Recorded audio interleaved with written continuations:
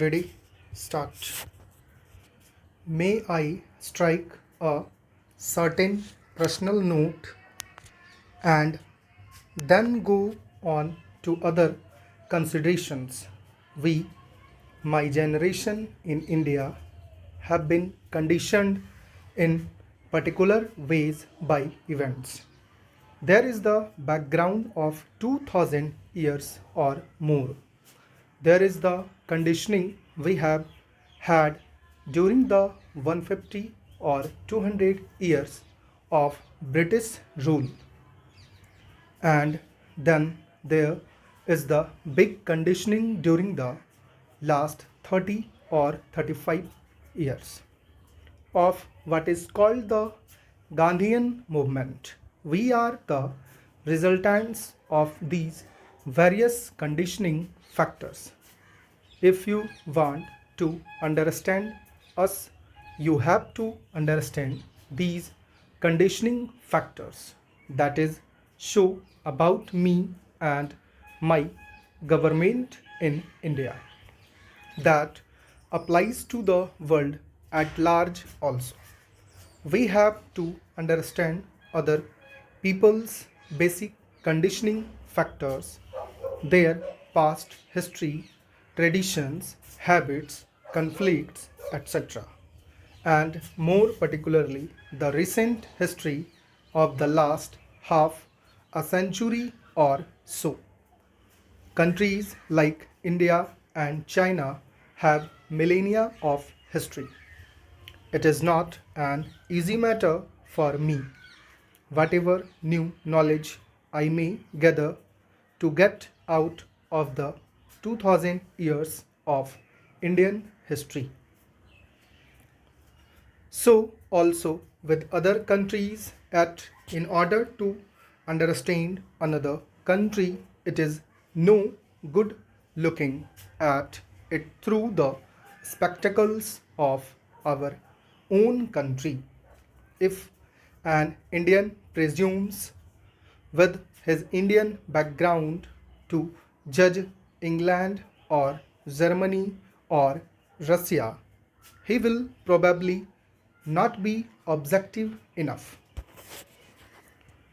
Now, the China living our past history, it has been conditioned for more than 40 years, ever since the end of Manchu dynasty, by continuous trouble. That was China's experience. Take the background of the present rulers of China. It is a background of struggle for the last 25 years. I remember, and some of you may also recall, the long march in China. Quite apart from its merits, that long march was a terrific feat. It meant being hunted, being harassed, with many people collapsing and some surviving. They often found a habitat in the mountains and in the caves and lived there for a number of years, organizing themselves.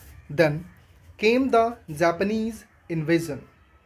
They fought the Japanese invasion that turned into a world war later. Imagine what a powerful determining influence these factors must have had on the people who took part in a march of 8,000 miles, and whatever the system of government, which is a great relief after 2 generations of disorder. The second is their feeling of nationalism.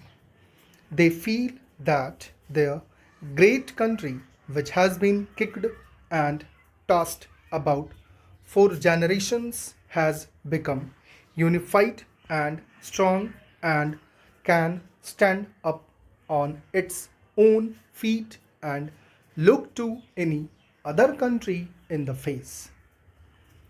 Look at it from the Chinese point of view. I am not for the moment considering communism or anti communism. I tell you, a Chinese living in Singapore, Laos, or elsewhere, even if he is completely anti communist, is still proud of China's condition today.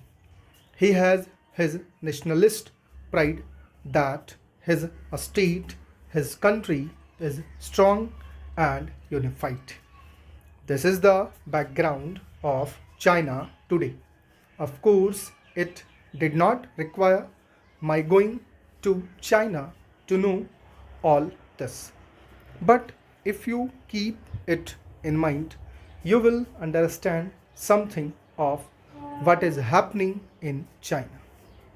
You and I know very well that in China today they have got a certain political structure and a certain economic structure. The rulers of China are communists. There is no doubt about that. They have evolved a political and economic system which is partly based on their Marxist ideas and partly adapted to conditions in China. We all know that it is not full blooded communism these. It has adapted to their conditions. So now, if you ask me, is there freedom of the press there? With all respect, I shall say that question is rather unnecessary. The whole structure of government there is of a type which is completely different from parliamentary democracy. Whether you can call it democracy or not is another matter. They call it people's democracy. That is an argument which we need not go into. My point is that it is different. We know it, what results it yields, you can partly see now, and ultimately the future will show. It is the future that will show whether the results achieved by the methods they pursue will be worthwhile or not, or have been worth the price paid for them. Each people, and especially these big chunks of humanity like India and China, with long records, as soon as they find freedom to function according to their wishes, are influenced by various external forces, industrial revolution, technological advancement, political ideas, and so on. But if we are worth our salt, we have to stand on our own feet and function in accordance with our own thinking and conditioning of minds. I shall have little respect for India if it followed blindly the American pattern or the Russian pattern or the Chinese or the British. Then it would not be India but a pale imitation of somebody else. Stop.